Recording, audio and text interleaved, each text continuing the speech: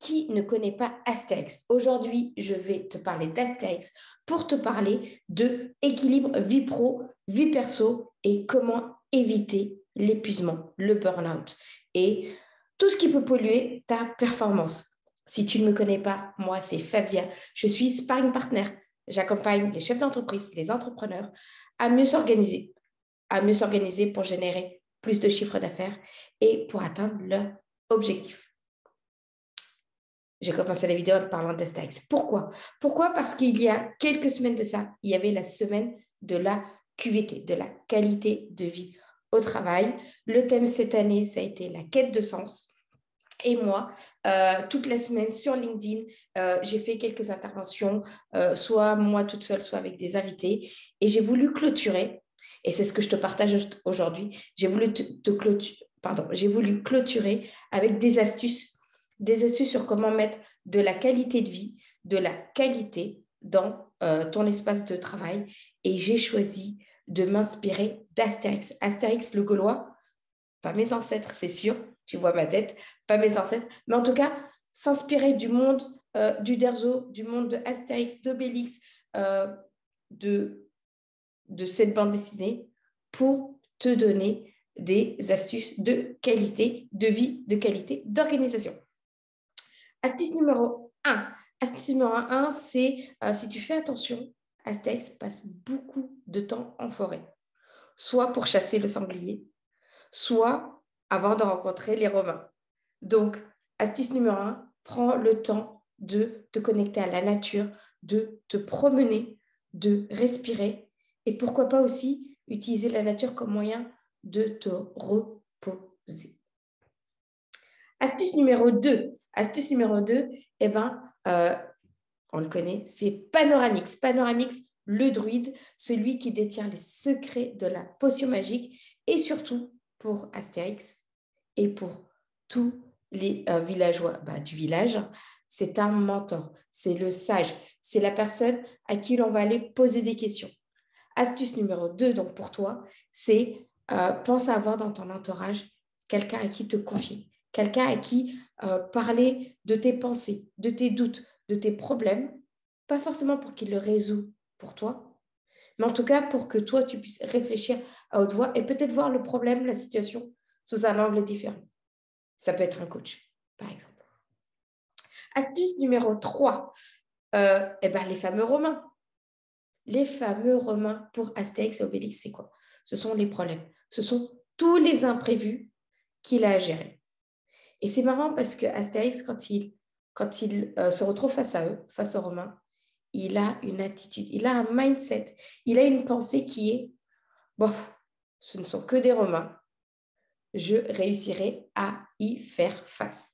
Et bien, c'est ce que je te propose dans cette astuce numéro 3, c'est de trouver un moyen, de trouver une astuce, une pensée qui, à chaque fois que tu as un imprévu ou que tu rencontres un problème, que tu aies cette phrase qui te rassure et qui t'aide à te dire « je peux y faire face ». Astuce numéro 4. Astuce numéro 4, c'est Obélix. Obélix, c'est qui? Le meilleur ami d'Astérix. C'est celui avec qui il vit des aventures folles, inimaginables, et avec qui il s'embrouille aussi des fois, mais c'est pour la bonne cause. Donc, astuce numéro 4, que je ne me trompe pas, trouve dans ton entourage, en plus d'un mentor que peut être Panoramix, un ami cher, à qui tu peux tout dire, à qui tu peux être vulnérable, tu peux pleurer, tu peux crier juste pour faire sortir les émotions et en même temps être toi-même tout le temps. Parce qu'on le sait, nous sommes tous des êtres humains, tous des animaux sociaux. Donc, pour être accepté dans la communauté, accepté dans un groupe, des fois, on fait des compromis. On se dit, non, mais je ne vais pas dire ça comme ça parce que sinon, ils ne vont pas être d'accord.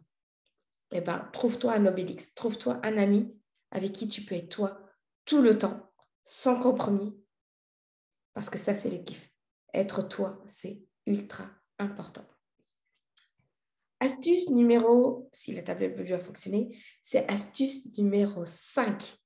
Et là, si tu te rappelles des BD d'Astérix et Obélix, quand tu regardes la dernière page, quand tu regardes la dernière vignette, C'est inéluctable. D'ailleurs, je crois qu'il y a peut-être dans une seule des BD où il n'y a pas cette scène-là, et moi, ça m'a beaucoup perturbée.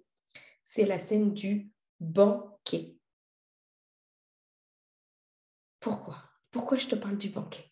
Parce que dans qualité de vie, dans qualité de ta life, il y a la nourriture, il y a ce que tu manges. Et donc, c'est à toi de choisir.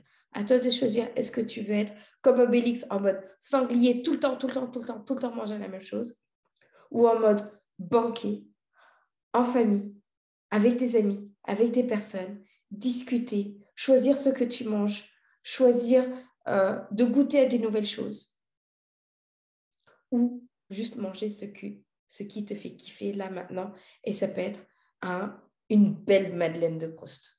Donc, astuce numéro 5, pense à ton alimentation. Astuce numéro 6, je l'ai dit et je reviens dessus, c'est, je ne sais pas si tu as fait attention. Quand on pense à Astérix, on pense surtout à son esprit malin, au fait qu'il trouve toujours des réponses, qu'il soit souriant avec des gens qu'il rencontre, qu'il soit ultra astucieux. Mais on oublie une chose. Quand tu regardes comment Astérix échange avec Obélix, souvent, ils se fâchent. Souvent, ils ne sont pas d'accord. Et certains même disent qu'Astérix, il est grincheux. Tu t'en souviens peut-être. D'ailleurs, tu les vois tous les deux comme ça, Astérix et Obélix comme ça, le regard mauvais. Et ils se disent « Non, monsieur Obélix. Non, monsieur Astérix. » Et ils se disent les choses de façon franche.